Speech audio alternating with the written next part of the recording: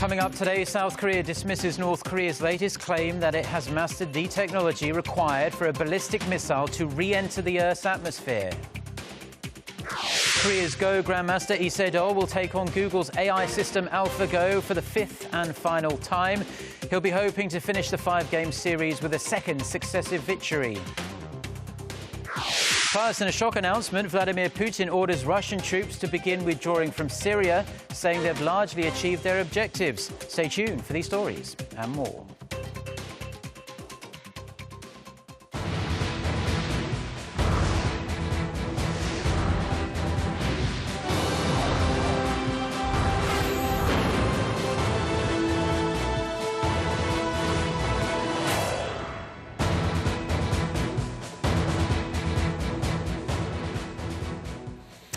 Hello, it's noon on Tuesday, the 15th of March. You're tuned in to our midday newscast here on Arirang TV. Thank you for joining us. I'm Mark Broom.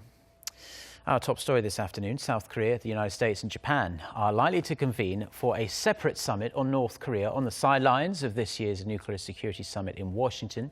This is efforts to implement tough new sanctions on the North are already underway. Kwon Soo-ah with the details.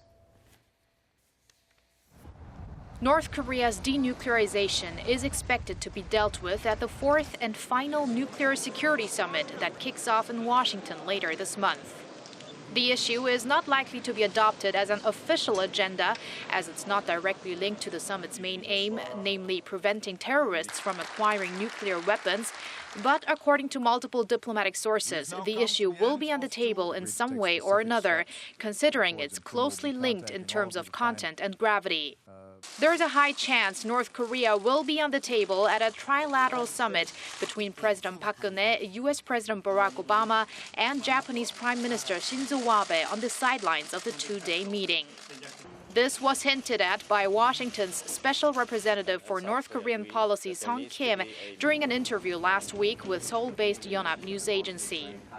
In line with efforts to denuclearize the North, President Obama called on Monday for the U.S. to make sure the sanctions on Pyongyang are being enforced. Pundits say an executive order on additional unilateral U.S. sanctions could be finalized by the end of this week. In regards to the UN Security Council resolution, South Korea's Foreign Minister Yoon Byung-se and his Chinese counterpart Wang Yi vowed late Monday over the phone for close cooperation in effectively implementing the sanctions. On the same day, Wang and Japanese Foreign Minister Fumio Kishida also talked on the phone and saw eye to eye on the need to sincerely follow through with the UN's measures.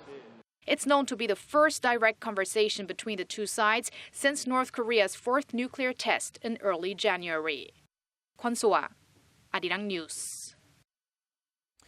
North Korean leader Kim Jong-un says the regime is planning to conduct a nuclear warhead test and several ballistic missile launches soon. The tests, if conducted, would be in defiance of recently adopted UN sanctions. According to the North Korean Central News Agency on Tuesday, Pyongyang has successfully acquired the technology to bring a nuclear-tipped missile back into the atmosphere and will test the device sometime in the near future. A spokesman at Seoul's Defense Ministry said Tuesday, though, that North Korea has not been able to master missile re-entry technology for its intercontinental ballistic missiles. A military official said the North's claim is aimed at flexing its military muscles and are not grounded in reality. However, some experts do predict North Korea could conduct a high-profile provocation such as a fifth nuclear test or a long-range missile launch in the coming weeks or months. The United Nations is renewing its call for Kim Jong-un and the rest of the leadership in Pyongyang to face the music for their well-documented crimes against humanity. Kim Mok-yeon with the details.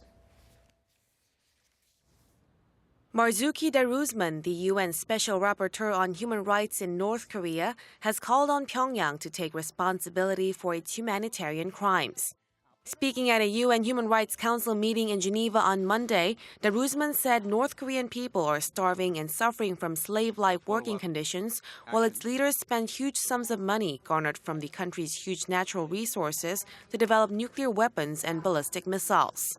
We are closing in on the North Koreans.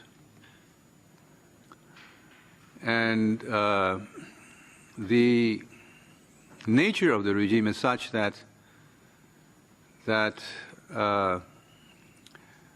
with total, complete control of the system, nothing happens anywhere in that country without the say-so of the highest supreme leader, chairman of that country, Mr. Kim Jong-un. He said international criminal law holds military and civilian leaders responsible for failing to prevent crimes against humanity by those under their authority. According to Daruzman, this offers a plausible theory to hold the Kim Jong-un regime culpable. He called for a stern follow-up action to the UN's Landmark Commission of Inquiry report, stressing that the warning letter sent to the North Korean leadership 2 years ago has gone unanswered and has done nothing to improve the situation in the north. He urged the Human Rights Council to set up an expert panel to look into the structure and methods of accountability in order to bring Pyongyang to account for its abuses. Meanwhile, with North Korea's foreign minister announcing early this month that the regime would boycott sessions of the Human Rights Council that examine its record, North Korean representatives did not take part in Monday's meeting. Daruzman said their absence does not do the North Koreans any good, and he urged them to return to the negotiating table and counter his stance. So far, the European Union, the United States, and Japan have supported the UN envoy's latest call for accountability. Kim Mo-kyun, Arirang News.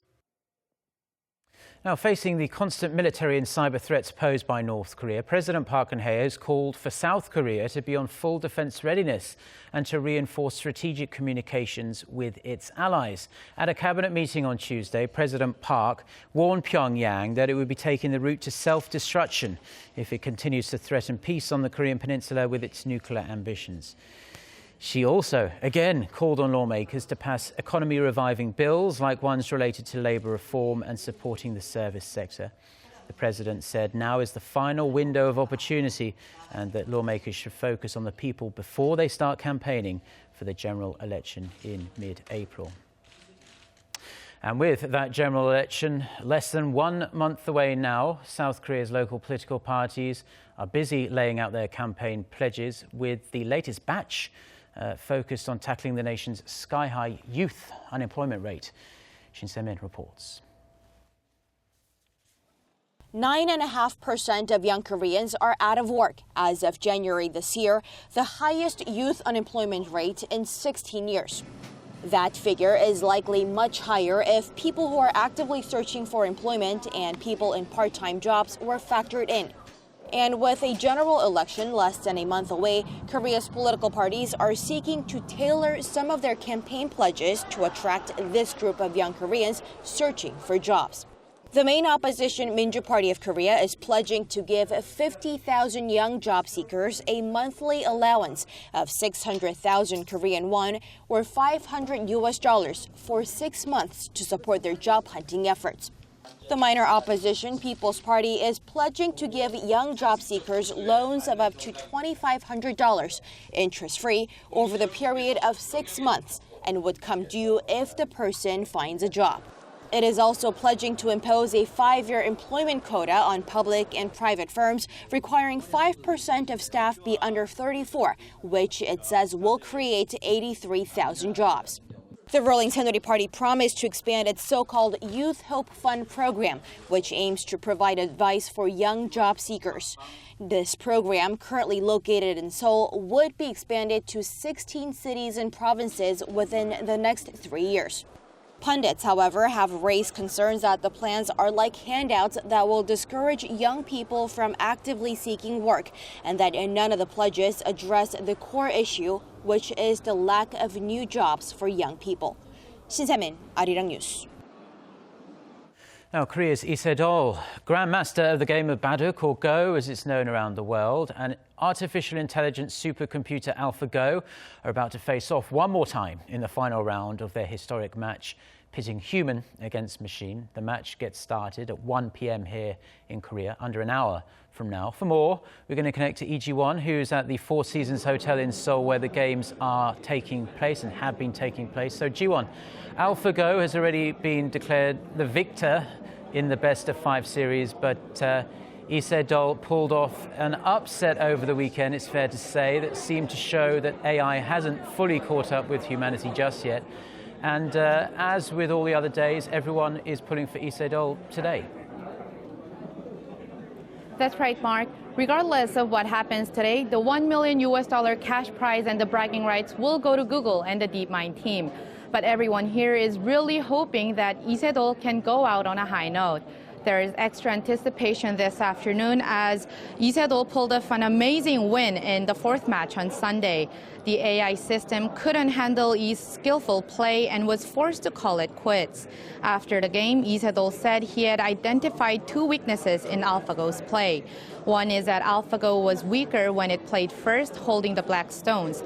The other is that when Yi made an unexpected creative move, AlphaGo seemed confounded and made mistakes and leading to mistakes. Team DeepMind agreed that AlphaGo has higher winning rate when it plays second with the white stones. Se-dol suggested to the DeepMind team that AlphaGo play its favorite white stones in this afternoon's game so he can challenge himself and hopefully steal the AI system's thunder. Well, everyone in Korea and perhaps the whole of humanity hopes the human grandmaster can win this game and end the series 3-2. Perhaps if he does, we can expect a rematch soon. Well, that's all I have for now. Back to you, Mark. Okay, thank you very much, Ji-won, for that report. And we'll have the result of that final game in our next scheduled newscast at 6 p.m. Korea time. Now, the Korean government has announced its plans for this year to support key development areas in the country's science and technology sector, including pure science, which the government deems as important for the development of creative thinking. The Ministry of Science, ICT and Future Planning says it will spend more than $16 billion this year and $16.4 billion next year in R&D funding.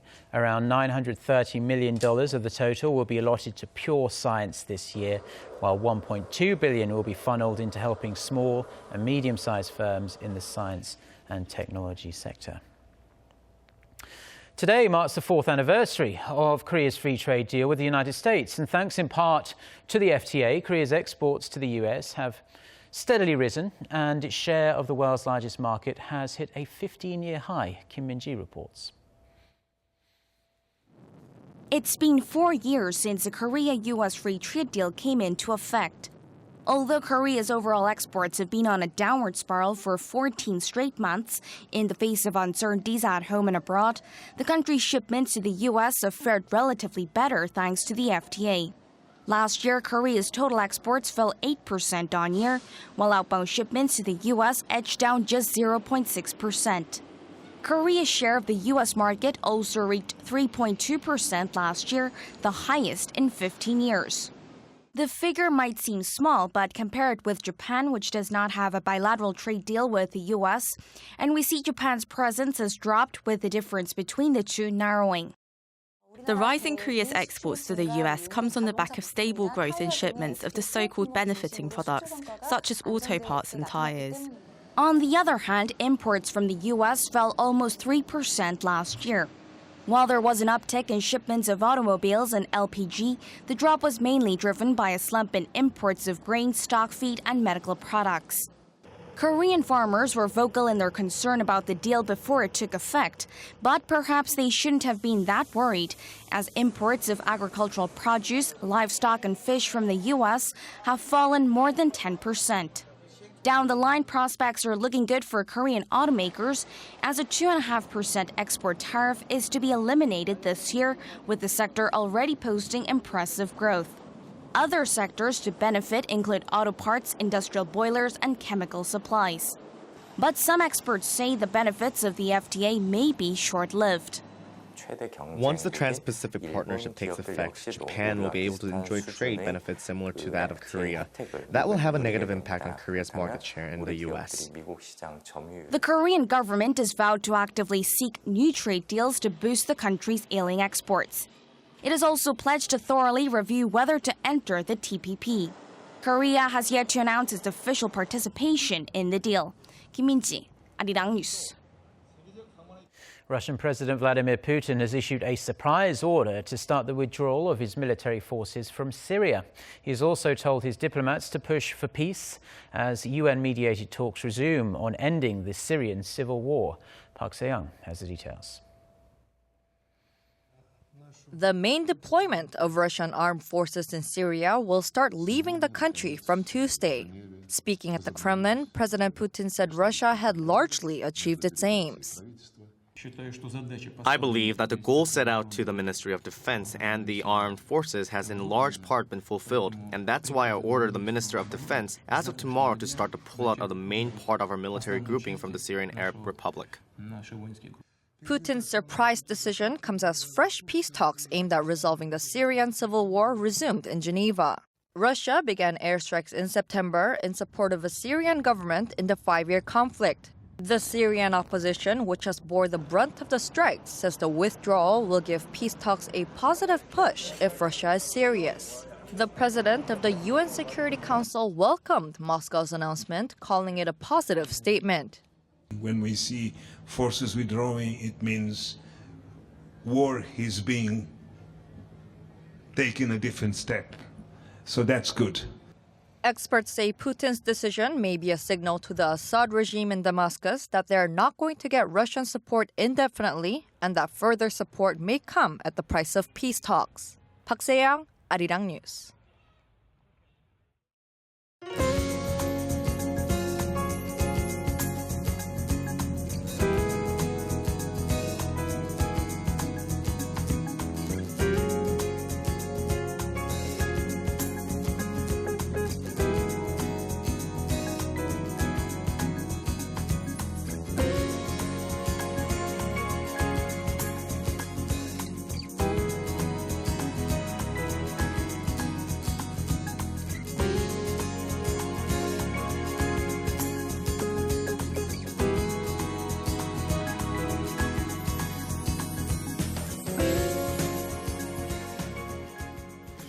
Well, that's all we have for now. I'm Mark Broom. Thank you as always for tuning in, and we'll be back with our next newscast at 6 p.m. Korea time. So until then, goodbye.